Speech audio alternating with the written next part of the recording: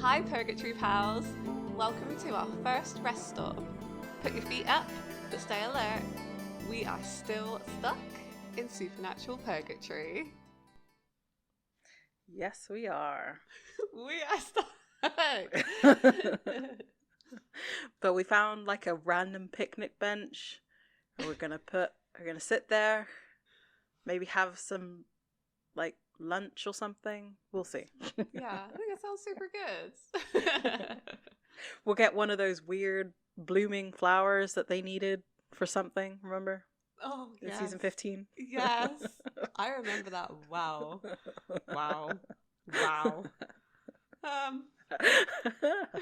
Sorry. Oh, I'm already bringing this light conversation way down. Dear. Yeah, so this is our wrap up of season 1. We made it. We did. And I mean, I guess we can talk about like why this podcast started and like how it got started. Yeah. I'll let you do that because it was definitely your idea. Okay, for sure. Well, thanks. I was here for the ride. I'm getting dragged into Tin Hat Land, and you know what? It's not as bad as a drag as I thought it'd be. She's not kicking and screaming, folks. Nah, I'm just like, can we at least put a rug underneath me so my head stops hitting the rocks and stuff? Oh, okay. I will tell the story of the podcast. So picture it. It was November 2020. The finale of Supernatural had just aired. There were tears. There was so many tears. And then the next day, I was sat at home and I was sad. It was like mourning for these characters. Like, I felt so sad. So I decided to go for a walk. So if I'm ever feeling like down, I would decide to go for a walk. But I just didn't go on like any walk. I went out into the middle of nowhere by myself and walked for I did like a 10-mile hike. And it was pretty nice. It was a really nice cold November day. And the whole time I was walking, I was thinking about Supernatural. So I got about halfway through and I was thinking, I have so many thoughts in my head. I need to share these with someone. So I messaged Annabelle and I was like, do you want to do a podcast? And she immediately, because she is my like ride or die, said like, yeah, it sounds super good. Like, let's just do it.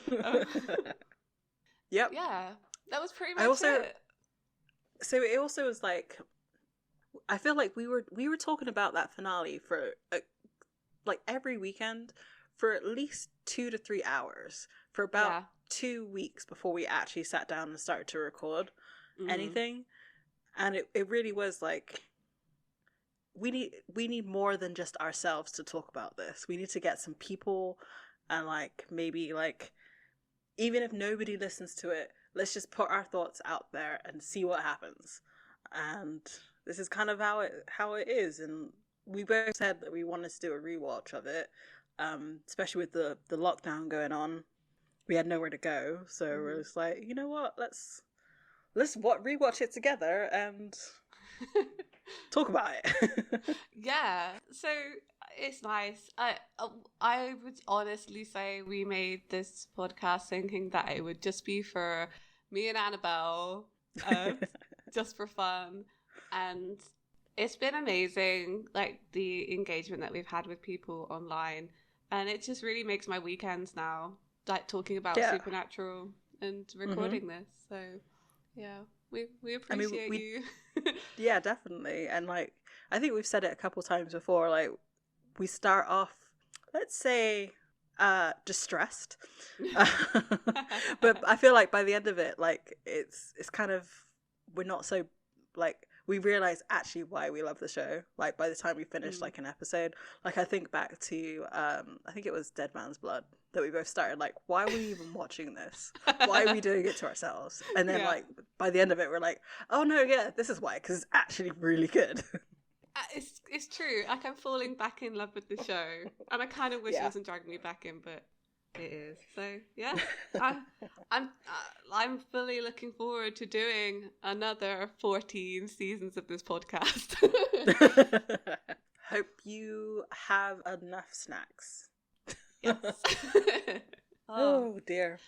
So this episode, like I said, we're going to talk about season 1, and we've kind of got some talking points that we laid out. So the first thing that we did when we finished is we watched the bonus content on the season 1 DVD, which was a mixed bag, but it was pretty enjoyable, actually. Yeah, like, so for the most part, I think everybody's seen everybody's seen the gag reel and probably the day in the life of Jared and Jensen.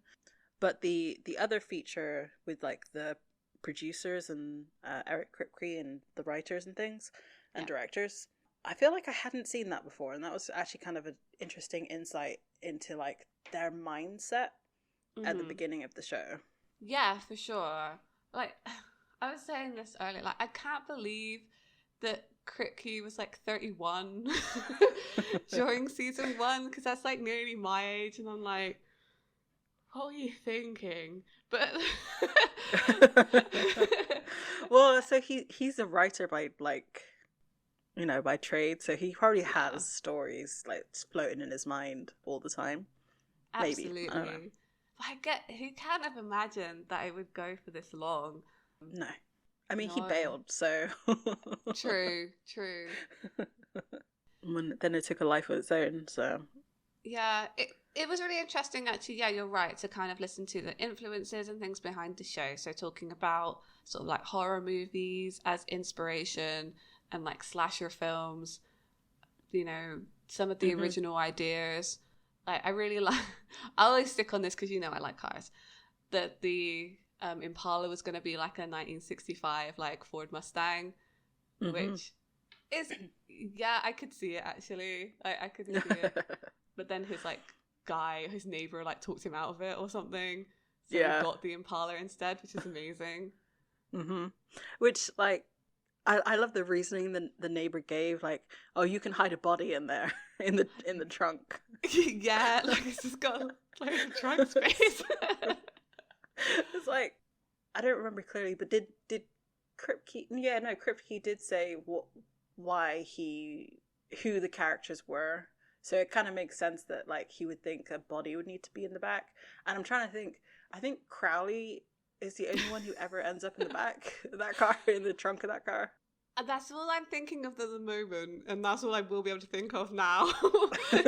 Is Crowley in the trunk of that car? Yes. But I'm sure there was other people.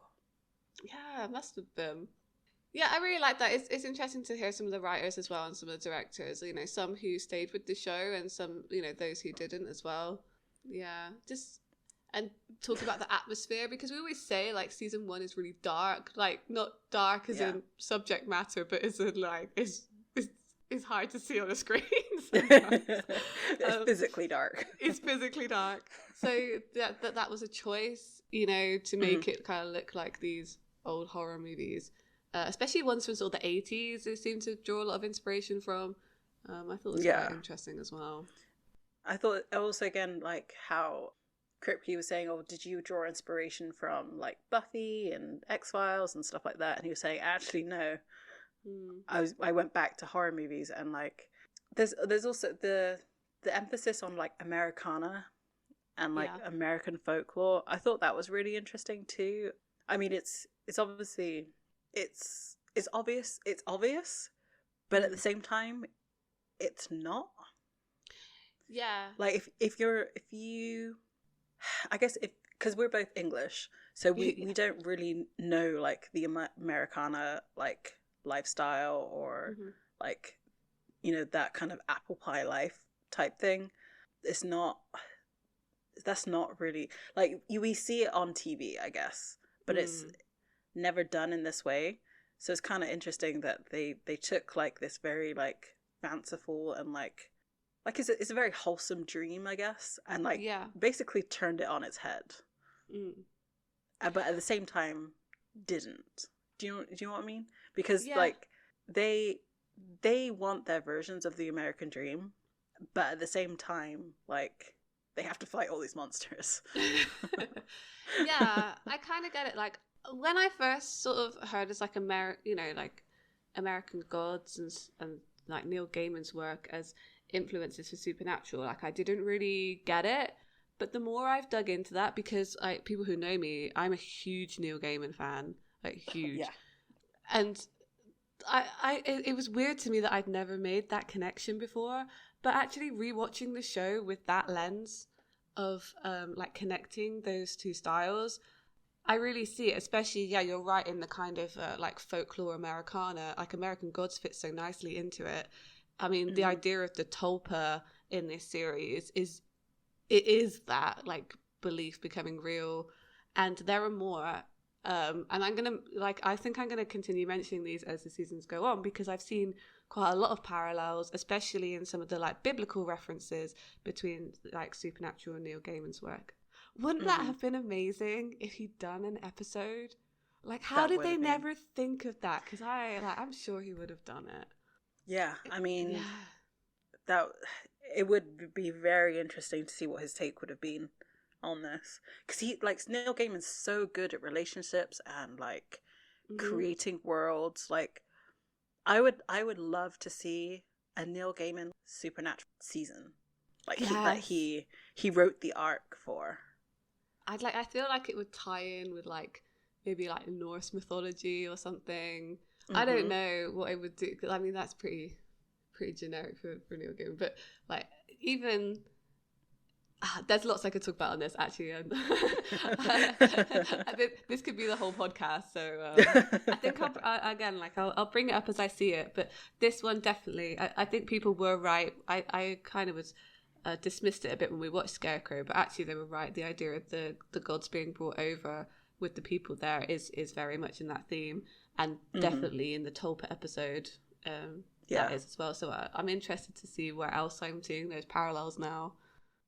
And like, so like another point in that stuck out to me in that like featurette with the what was that featurette called? Do you remember? So the special was called Supernatural Tales from the Edge of Darkness. Yeah. I think that's such a dramatic name for it. Can you imagine if that was the actual tagline? Tales from the Edge of Darkness. Gah, pretentious much. Yeah. Because the show's not pretentious. I think that's what's so great about it too. Like, it could be really bad. Do you know what I mean? Yeah. Like, it could be like, they obviously have a bit of a hero complex, but like, it could have been so much worse. But anyway, so going back to what the other part of that featurette that kind of stuck out to me was Kim Manners, Sarah Gable, and Rael Tucker. Yeah. They seem to have grasped where the show was going. I feel like even before Kripke did. You have to base your episode in real human emotion. We're finding our feet in that direction. I did an episode called Shadow where they see their father for the first time, and we really ground that in emotion. Then it's real, and you can make this real for an audience. Because like Sarah Gamble was talking about like the emotional connection and like journey that they were going on, and I was like, I mean, obviously she does sort of become a showrunner in later seasons. And it didn't necessarily pay off in the way that I maybe would have thought it would if you watched this like season 1 interview with her. But I do think that she did understand the show, that was the core of it. You're right. Like Kim Manners said the same thing. Like the relationships and how they play off of each other is actually more interesting than the monster of the week. Yeah, exactly. I love the emotional drama between these brothers. That's what I find interesting. It's not the fact that they're hunting down demons. I mean, that's fun. And I feel like, so obviously Kripke had that, because he was saying his original script was, or his original idea that he pitched to Warner Brothers was about a reporter. Mm-hmm. So I feel like maybe he had that a little bit in mind still as he was writing Supernatural, like as it is as we know it. So I mean, so I don't know as much of Kripke's work outside of Supernatural. Like I know he's done The Boys, but he's obviously like an established like creator. So it'd be kind of interesting to see if there are any parallels between how Supernatural started, like with the reporter aspect, and then like where it actually ended up as being two brothers.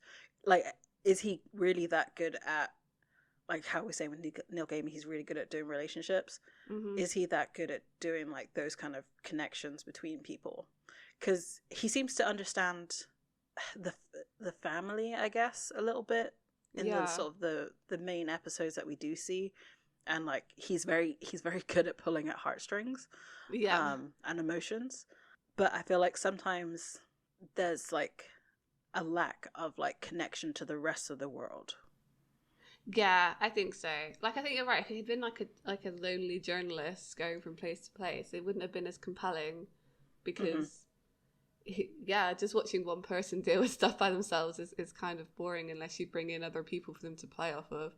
Yeah, you're right. Like, maybe he doesn't write so much those, emotional connections. Because the most interesting things in those seasons is, like, think about when they meet the Ghost Facers, right? And you see how they interact with other people in the universe. Like, those are some of the most interesting interactions in the season. And, like, meeting with, like, Sarah and Bobby and Missouri, like... those people, like, even though right now like they're all one-offs, they were really well done. yeah I really enjoyed that. If you haven't watched it, it's really interesting insight into season 1. Like, it's kind of weird to watch now, and you're like, you didn't know what was gonna happen. Well, that's another thing. Sarah Gamble definitely did. Remember what she says? She's like, I mean, I think there's stuff to be taken from their friends, from their father's friends. I mean, there's a whole network of people that they're connected to that we haven't even begun to look at yet. Every person they mention, we intend to bring them to life and probably murder them. I can't believe she said it. When she said it, I was like, you said it! What? What is this? Oh, no. Yeah. Yeah. Oh, painful. Yeah, it's good. It's painful to watch, but good. I liked it. Yeah. You kind of see that in her episode, because she does... I'll let you talk about Faith, but like... yeah. Look what happens in Faith. Yeah, no, you're completely right. Yeah, for sure. Man. They didn't know. They didn't know about this. I mean, maybe they had an insight into it, but it's crazy to think. They didn't know it was going to go for 15 years. I don't think so. There's no way. There's no way that someone can, like, you know when you have something good, and they definitely knew that they had something good. Yeah. But I don't think they knew how, like, I wouldn't say off the rails, because it didn't. Okay, there's a couple seasons where it did go off the rails. But like in general, like, I don't think they realized how much like it was going to explode, and like how it connected with fans so much. Yeah, really interesting. Yeah, I mean, like I said, watch it if you haven't. I mean, so other than that, we watched the gag reel, which was okay. I would say one thing: it was weird about the music. Like, yes, the gag reels, they realized they became like a staple of the DVD releases, and like people loved them, and they kind of made it into like a feature, so it had music and things. The season 1 gag reel is just like completely almost silent. Yeah. So when I was watching it, I didn't really realize. So we were on Discord, and Amy shared her screen because I don't have the DVDs. So we were watching it together, and it wasn't until you said there's no music that I was like, oh yeah, because in my mind the music was playing. Like I could hear the gag reel music playing. Like my brain full on tricked me. That's why I noticed it, because I was expecting it. Oh. I mean, I was going to talk about my favorite moment from that was there's a scene in Provenance, which I think we mentioned, where they both get into the Impala at the same time, and just like Jensen having to count them into the car and like still not doing it right for a few moments. You know what? We'll do it. We'll do it. Silence. 1, 2. 1, 2, 3. Okay. Ready and action. 1, 2. That's my favorite moment from that gag reel. I really enjoyed it. So the funny thing is, I don't know who. I'm guessing it's the director maybe, or someone on set originally counts them down. Yeah. And their first countdown, they do it right, even though it's like 1, 2, 3, go, and they're like whoa. But like when they try to do it, it like there was such a big miscommunication, because it's that whole thing of on 3. So some people are like 1, 2, 3, go, or is it 1, 2, 3, go on 3? Yeah, it's rock, paper, scissors, like that thing. I can't do it. So I mean, so for me, it's 1, 2, 3, go, not 1, 2, go on 3. Oh no! See, you do it on the 3, the 3 count. You go 1, 2, 3. Oh, okay. So I would always lose at rock, paper, scissors against you then. Yeah, you would. Because you're jumping the gun. I think everybody knows my favorite one already. I've mentioned it in the episode in Nightmare. When they're the Chippendale strippers, stripper priests. Hi, I'm Gene. This is Ace. We're new Chippendales dancers. We just moved in next door. And I don't know why I find it so funny. Like it's just so weird to think about. Like, because I've never seen a Chippendale show, so I don't know if there is like a priest like show. But I mean, we've all seen or heard of like the naughty nun trope and stuff like that, and I'm just like that whole thing just makes me uncomfortable, and I don't know why, but it also makes me laugh like to no end. So it just makes me laugh so hard. I think it's for me, it's like sometimes I get to like, I think too much about the background of jokes. So I'm thinking, okay, so you wanted to shoot this on the gag reel, so you had to go get changed like during when while you're filming into the like shirtless priest outfits, then turn up and still shoot it, and then probably like go change back or whatever. Like, I don't know, I find the setup more funny than the joke. So, well, the thing is, so the sleeve, like, I don't think any of their shirts, unless they have have sleeves. Yeah, you're right. So they literally just took their jackets off. They probably did it like when the door was, because the door's closed and it opens. Yeah. So they probably like decided to do it then and there, and like just took the jackets off and like threw them to the side, and then shot it. I always forget all the shirts are sleeveless underneath those jackets. I always forget it, and I'm gonna be thinking about the whole time now. See, for some reason, like that has stuck with me forever, and like I cannot not see it. It's such a serious episode, and then they just like open the door. It's like, yeah. I think it also doesn't help that like that's the Jared good hair as well. Yeah. So it really does look like they could very well be male strippers, and this is like so silly.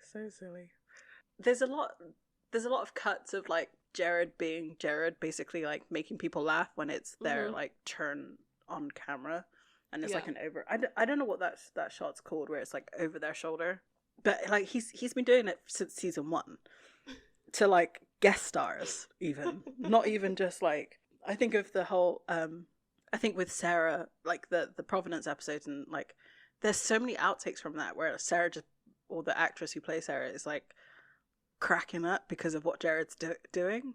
Yeah. And I'm just like, did he always do that? Like, I'm thinking with Gilmore Girls, like, did he do it on there too? Like, what? Where did that come from? Or was it such a good environment on the show that like he felt like he could be silly like that? I don't know. Yeah, that's a good point. I I can't believe this is like, you're right, that was in season 1 and then just continued for like 15 years. Wow. Yeah. Oh, I love it. I do think, because I see other TV shows now trying to like emulate these gag reels. I do think that they started with Supernatural, the idea that they become like a feature of your release, because I don't think any other shows were doing gag reels like this until Supernatural became popular with it. Yeah, maybe. I mean, I feel like with that's maybe not the case with like comedy shows, just because the nature of comedy is that people start laughing on set and like do a lot of silly things. I think to like Parks and Rec, their gag reels, but because Supernatural's not a comedy. I mean, maybe so maybe in like other sort of genres they started to bring it on, but honestly, I don't really watch any other TV like enough to be invested in what the like gag reel will be. So I don't know. I recently bought the DVD of Buffy, so I'm gonna have a look on there to see if, because I feel like Buffy had some, but don't quote me on that. So, we'll see. But so are you talking in terms of like having the music and all of that kind of stuff, that kind of production side of it? Okay. All right. Yeah, the production side of it. I don't think I ever saw that and I used to have like quite a few DVDs. I think I'd ever seen them do like a production of the gag reel in that way. And I have seen other TV shows like emulate it now. There are definitely some like recent television shows that try to do it. It doesn't have the same feel though, I don't think. Yeah, maybe. I don't know. I do. Well, TV shows, because they do a little bit for movies. Like I think to Toy Story. Yes, like that was definitely all production because they had to, and like A Bug's Life and stuff like that. They had to animate all of those like gag reels. I say gag reels in like quotation marks. So I don't know. I don't know. That's just my thought. It's good to think about. No, yeah. That's my personal experience with it. Yeah. So that was the bonus stuff for this season. I'm looking forward to seeing what's on the other ones because genuinely I don't think I've watched them all. So yeah, let's see what else is out there. Okay. So the next thing that we were going to talk about was the actual season. Some of our favourite moments from the season. So Annabelle, do you have your best Sam moment and your best Dean moment from season 1? Okay. So I have a funny moment for Sam and a couple of serious moments for Sam. My favorite Sam silly moment is pretty much the entirety of Hell House. I think probably sorry, I'm just thinking back to it and it makes me laugh. Him waiting outside the car for Dean to get in. Yeah. It's probably one of my favorites. But then also his sorry, I can't not laugh about it. But like the whole bit before Dean like grabs his drink, like that whole little sequence in Hell House, like where like sort of knowing look about what's gonna happen, that too made me laugh.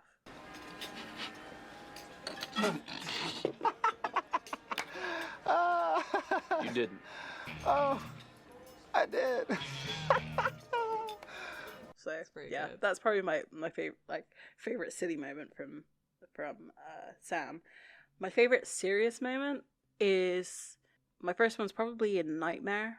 So it's either when he's sitting down with Max, they're just having their one-on-one conversation, and like he's just sort of listening to Max's pain and like can sort of the compassion that he shows is really like, so Jared acting in that one is really, really good. Like it didn't feel forced.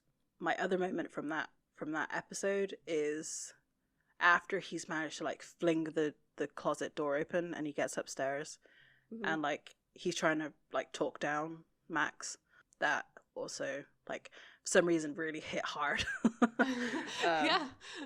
Like I mean obviously it's a very intense situation, so I think it was just really well done and really well acted. So those two out of that episode. And then my other favorite serious Sam moment is in Dead Man's Blood when he gets into John's face. I love it. Get back in the car. No. I said get back in the damn car. Yeah, and I said no. All right, you made your point, tough guy. Look, we're all tired. We can talk about this later. Sammy, I'm here. Come on. It's funny actually because for my serious Sam moment, I choose the same one where he's shouting at John. Oh yeah, Just because you're right, I think Jared's acting in that was really good because, as I said before, I hate confrontation, and it made me uncomfortable, which generally means that you're doing a good job acting if it's making me uncomfortable, because it was like fully, like so angry, and I was, but at the same time I was like, yes, say it. My favourite funny moment is just when he shouts, "Oh my god!" at that painting in Providence. Oh my God! I don't know why that tone of voice is so funny. It's so funny, and I just they must have done a few takes of that. And why did they choose that? It's just like, oh my god, like it's so yeah. I remember us talking about that and being like, why is he having that kind of reaction? Like, But you are correct, Hell House is very good as well. But yeah, definitely. I think Provenance is such a good episode all round. And yeah, that was amazing. So Dean moments. I don't know why this is my favourite funny moment. So there's obviously a lot in the first season. And I had to choose one. So my favourite, I guess it's a line, is from Scarecrow. Hope your apple pie is freaking worth it. I don't know why, but it's just every time he's like tied up, it's dark, like it's so funny. I think that's my favorite Dean line. And then the serious moments, I was writing this and I was like, oh, it's really hard to differentiate like a serious Dean moment with like Jensen Ackles' acting and what he brings those serious moments. So I would say serious moment was him ringing John Winchester in home. Yeah. Because it's just... Yeah, I thought you were going to say that. I could cry again watching that. And the thing is, like, Jensen, you don't have to go that hard with the acting, like, because it's just, it was, it's still really like tough to watch. I don't know. It makes me feel things. Yeah. Nice. So my favorite Dean moment. So my favorite line from Dean is in Provenance. There's so many good moments in Provenance. Is when he's in the crypt and he's like trying to break the glass and he's like, "Come on, Dean." Before he shoots out the glass because he's like using the butt of the gun instead of shooting it. And so that's my favorite line. My favorite moment is probably in Phantom Traveler when he's talking about like being afraid of flying. That whole sequence is just so funny. Are you okay? No, not really. What? What's wrong? Well, I kind of have this problem with Flying?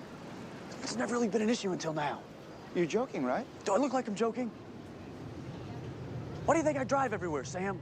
Just try to relax. Just try to shut up.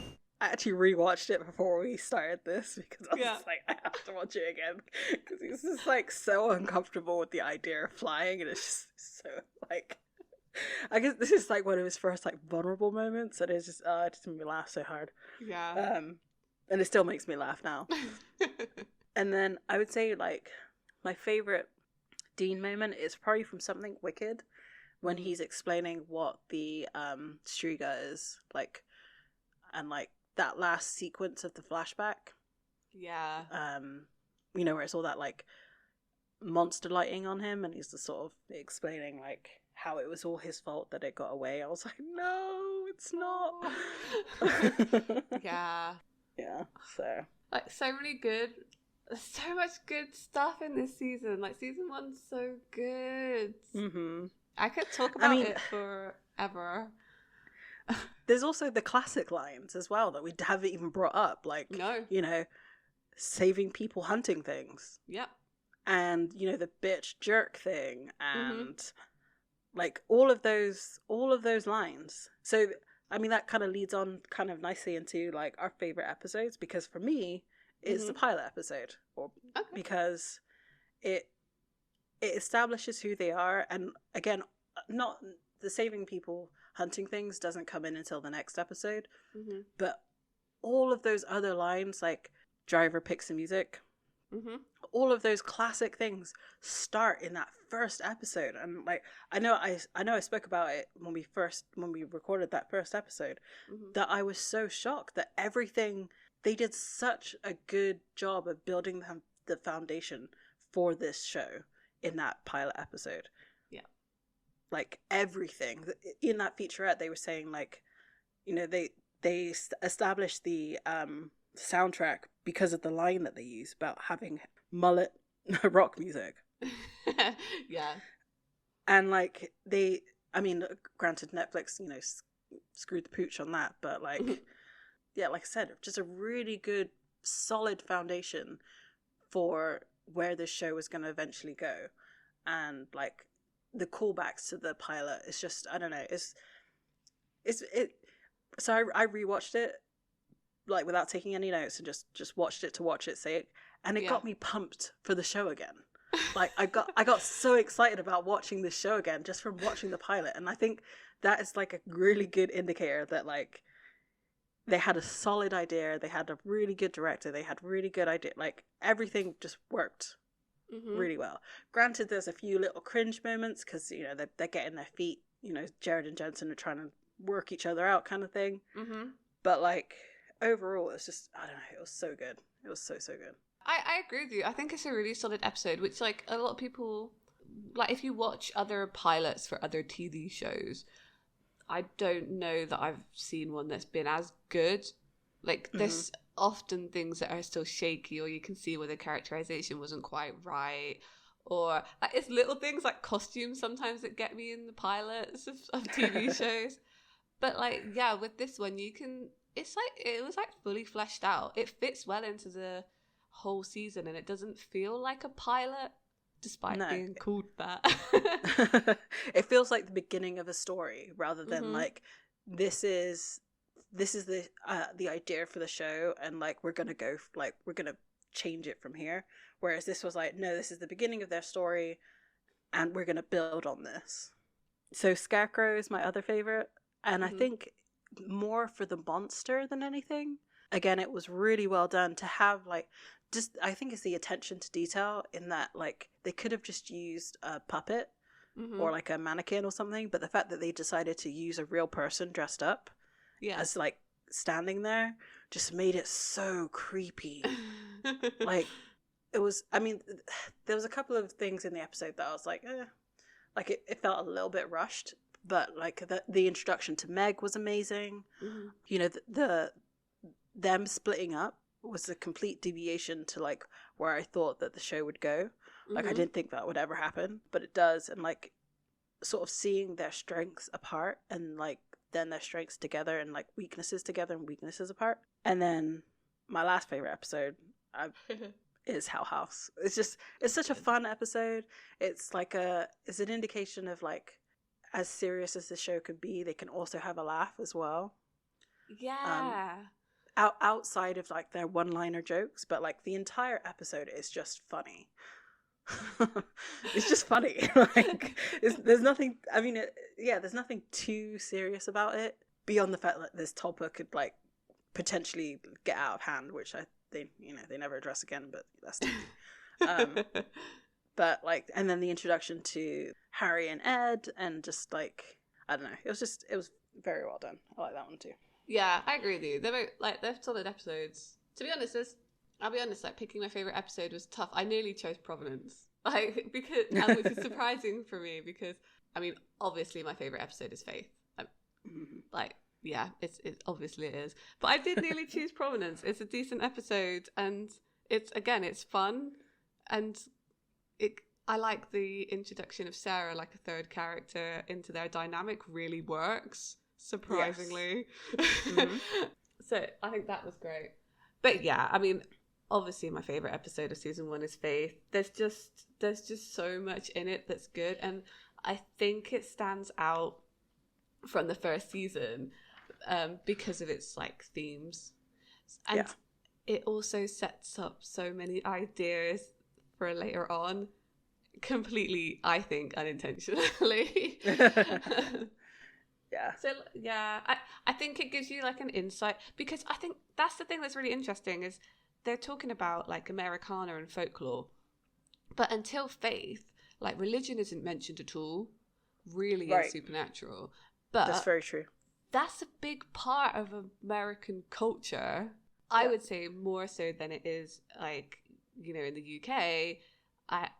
It's sort of it's a really interesting like place to explore, I think, because I think it is so different there. And like the idea of faith healers, like I've never heard of that in the UK. No, I mean they do happen, but not to the extent of like crazy that happens in this country. It's unlikely to be like a tent in a field, which is like, it's interesting how much American culture goes into other countries, because I would immediately recognize that imagery now as like, oh, that's what they're doing there with the, you know, the tent and the signs and everything, which is quite interesting. I just like it. I like the way it's shot. I think, again, like I talked about, I like its desaturation. Like it just looks really nice. It's very like, it's almost like it's very contrasty episode. It's just it's a good Dean episode. So of course I'm gonna like it. Like there were some other ideas that I thought about in here. So one thing that it did establish that I didn't talk about in Faith is at the very end of the episode, Layla says goodbye, Dean, which starts a trend that continues on through the whole series of that phrase being used. I mean, I guess it's kind of, you know, what else are you going to say? But the goodbye Dean thing is, a lot of characters say it over the years. And it's definitely a final goodbye too. Exactly. As well as that, it brings in the idea of like death as an entity rather than like just something that happens. So if it's something that exists, it's something that can be fought and beaten, which I thought is really interesting. And that kind of leads into, like, that kind of links a little bit to like Neil Gaiman stuff as well. But yeah, I think that comes up later. And I wonder if they use that as like a jumping off point sometimes for some of the like tropes around death and obviously like Reapers later on. Oh, I've written down so many sad things on this. I don't want to say it down too much. So I mean, as well as that in Faith, you know, let's talk about parallels here, because first of all, this is the first instance that Dean dies, I guess in quotation marks, because he doesn't die, but he was going to if they hadn't been healed by this faith healer Reaper person. And like, isn't it, I don't even know if I was getting into this, but like, wouldn't it have been more interesting because they totally could have done it in season 15 if that had been the parallel to season 1. Okay. Oh yeah. So because he was given life in Faith by a Reaper, so couldn't they have done some kind of parallel there in season 15? I mean, they almost did, I guess, but or would it have just been funny for him to be electrocuted? Would it have been funny? A little bit. Yeah.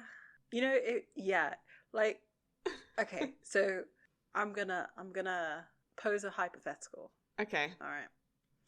So season 15, like, okay, the end of 19 has happened. Everybody's back. The beginning of 15/20 is not like 6 weeks later. It's like 10 years later. Yeah. Dean has finally gotten like his roadhouse that he wanted, and like he still hunts, but like when he wants. Sam can be with like faceless woman or blurry woman, but we're gonna call her Eileen, and they have their kid and everything. So they come to the roadhouse, and like they're teaching, I guess, Dean Jr. I mean, would they call him anyway? Whatever. Well. And so we finally find out what Leatherface is, or whatever they refer to that monster. Yeah. Because there's a raw one head. Yeah. Raw head. Yeah. Yeah. Like they find out like there's another one close by, and they do electrocute it and everything like that. So all goes fine. And then, like, at the end of the episode, something goes wrong in the roadhouse, and he gets electrocuted fixing something in the roadhouse. That would have been funnier. Would I have accepted it as an ending? Maybe. But I just thought about it because it was like that was the first time he died, and like if they're gonna choose something stupid from season 1, it should have been that, right? And, yeah. Anyway, and like the only other thing that I put here was like at the very end, Dean says that he's gonna pray for Layla, and it made me think about Sam and Dean's own like religious experience. I guess like is Dean religious? He says like, "Oh, I'm gonna pray for you." And I don't know if he just said it to be nice, but he looks sincere. And I just think, do they believe in like a higher power at this point? And I don't necessarily need an answer. I'm just wondering because it puts into focus kind of other things that happen like next season, and like puts it in a different light. I think Sam is, surprisingly, because I think Faith made me think that. I think Sam is skewed religious in that episode, like believing in stuff. Yeah, I thought it was interesting. It just gives you something to think about. Yeah, definitely. And like keep an eye out for other things. I love that episode. I love it. I'll always love it. I love Blue Oyster Cult, although I can't say the name. And I love that song. And I think it's the best episode of season 1. Full stop. Fair enough. And a lot of people will agree with you on that one, actually. Oh, yeah, I think so. Definitely. I could write like loads of stuff on Faith, but I think let's talk about things that you maybe didn't get a chance to talk about during the episodes we did for season 1. Were there any things that you like, oh darn, I wish I'd said that, or anything you didn't bring up? You know, it has occurred to me by doing this podcast that I have a lot of thoughts on a lot of things. And like I feel like I managed to get everything that I wanted to say out. There was nothing, I mean, there was maybe like a few like very minor things here and there, but like overall in my non-tin hat world, I think I managed to like point out the things that like were really good and what bugged me, and like, you know, I think I managed to get everything off my chest, as it were. Yeah, that makes sense. There was only one point that I didn't make that I wanted to make here because I feel like we didn't point to it, and this was in episode 6, I think, Skin. And it's that Sam's email address is lawboy@Stanford. And I feel like it needed a conversation because why? And like how? Because you don't get to choose your university email. Like you're just assigned it. He chose that. He sat down. I don't like. In their universe, you get to choose it. He chose that, and I love it. It's great. It's amazing. I just don't feel like that point gets enough recognition. I would have loved to have seen like Dean's reaction to seeing that as his email address. Can you imagine? Oh my gosh. I think it'd be very much the reaction that we're having, like, oh boy, what the hell is that?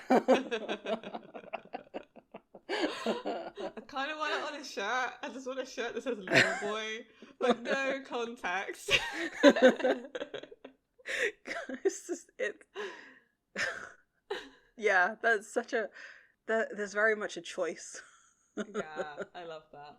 Because I'm thinking back to like the pilot episode. Like Dean is surprised that Sam wants to be a lawyer, so it's not like he would have gotten that from like Dean as like a little reminder of who he was. It was probably like one of his friends, the Luis in the bar, probably called him that or something, or like someone else called him that and was like, but I had him. So he's in that pilot episode. He's applying to like different law schools and stuff, and you have to like email them stuff. Can you imagine trying to send an email with Lawboy to like Stanford University, like one of the top schools in the United States? He definitely would have got placed with him fine. That's the real truth. Sam never would have got into law school because that was his email address. Oh, yeah, I love it. I mean, there's loads of other stuff we could talk about, but I feel because we're doing so many more episodes, I think the kind of tropes and things that I'd like to speak about come up again later on. So it's easy to bring them up then. Or I was like, we'll run out of stuff to talk about. No, we won't. No, we won't. No, we won't. Yeah. So it's interesting. I think you're right. I feel like I said most of the things I wanted to say, and if I didn't, I'm sure I've made a post about them on the internet.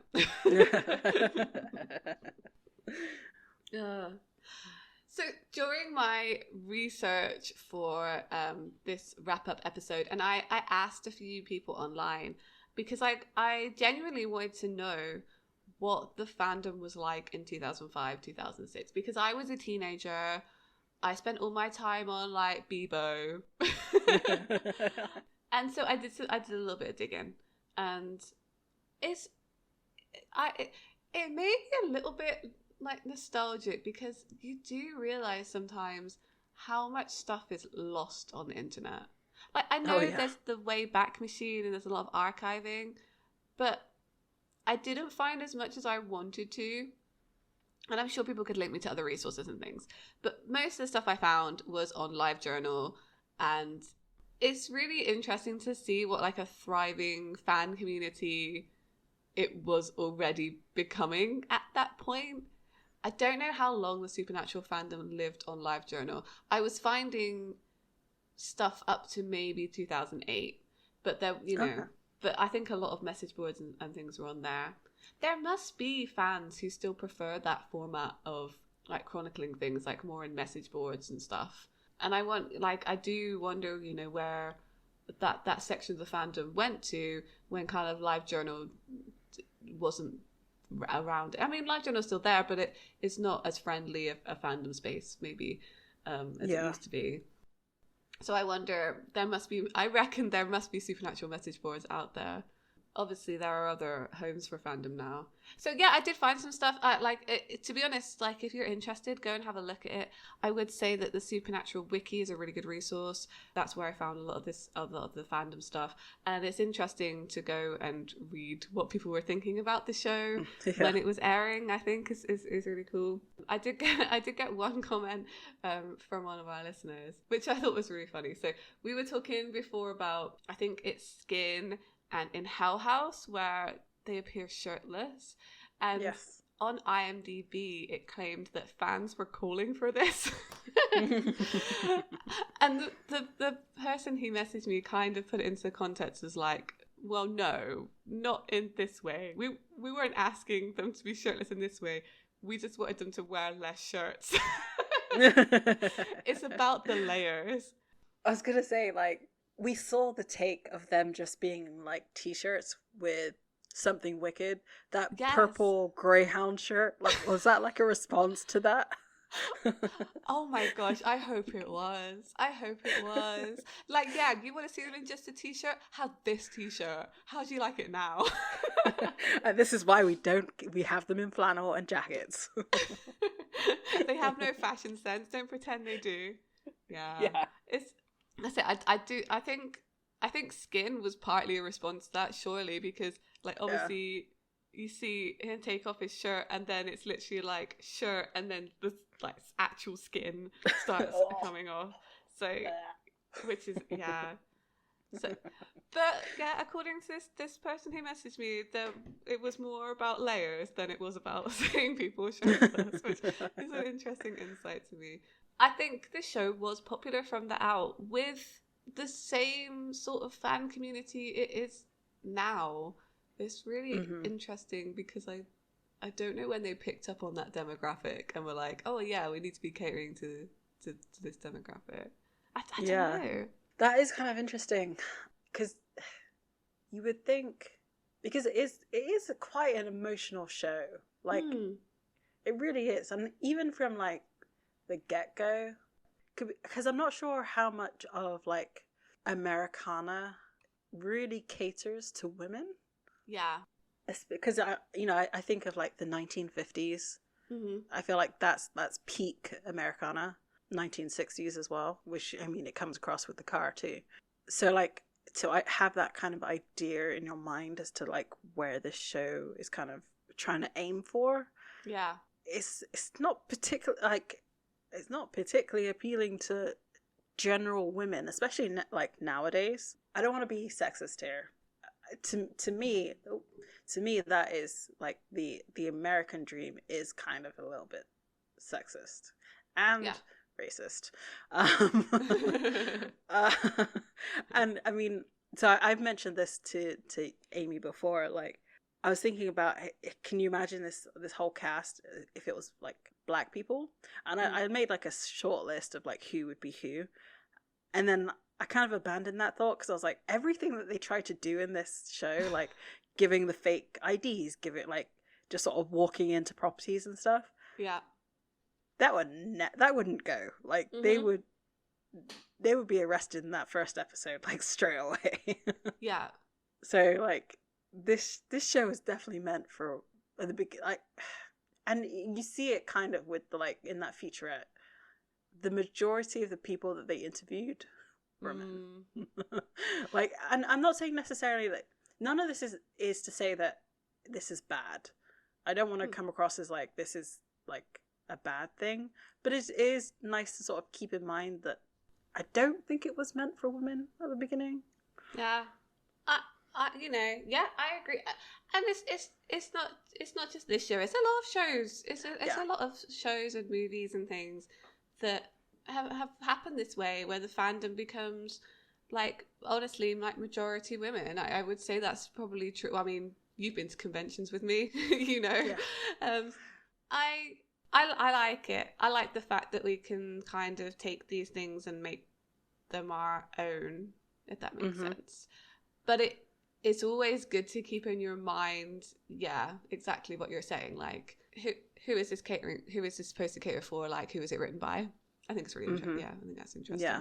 In the same token, like, it's a little bit fun to also imagine yourself in like their shoes, I guess. Yeah. Like, how fun would that be just to be like in this muscle car and just go driving across country? Like, maybe not, almost dying every week, but but like that what they do is entertaining to watch. Yeah, there's a sense of freedom there. I think that's why people respond to it so much, because there is like, we can go from place to place and kind of investigate these things and do what we want and help people at the same time. And there is a freedom there because mostly they do get away with the stuff that they do and kind of live by their own moral compass and basically do what they want, especially in this first season. I think they get a bit railroaded later on, but I think that's part of the appeal is it's definitely, I mean, it's like all media that I consume, it's like escapism essentially. Yeah, for sure. I think let's go on to like final thoughts. I think we were starting to get there, to be honest. Yeah, I think so. I love this show. Like, just I'm so excited of where it's gonna go. I know I've said this a million times. Season 2 is going to be a ride because I don't remember anything like at all. So like, I'm super excited to see like how, that they develop as, like, Jared and Jensen develop as actors, how Sam and Dean develop as characters, and like just everything. I'm looking forward to it, and like being able to like come together once a week and like talk about it. It's just so much fun. This is a good time. I'm having a good time. Yeah. I agree. I'm falling back in love with this show. And I think it's really interesting because I thought, because I knew how it ended, that it would ruin it for me, but actually it hasn't. I don't know if that's because I am still in a little bit of denial about that. But there are other shows where I wouldn't rewatch them that I love, and but because I know how they end, I wouldn't rewatch them. But this, I feel like you can come back to it and get something from it again. I know people who are sometimes who are on their like third or fourth rewatch of this show, which, considering how much content there is dedication. I'm gonna say. Oh yeah. So I love it. I think this first season did a really good job. I love all the foreshadowing in it. I didn't really mention it here, but all the stuff around eyes finally foreshadowing to the yellow-eyed demon appearing is just so good.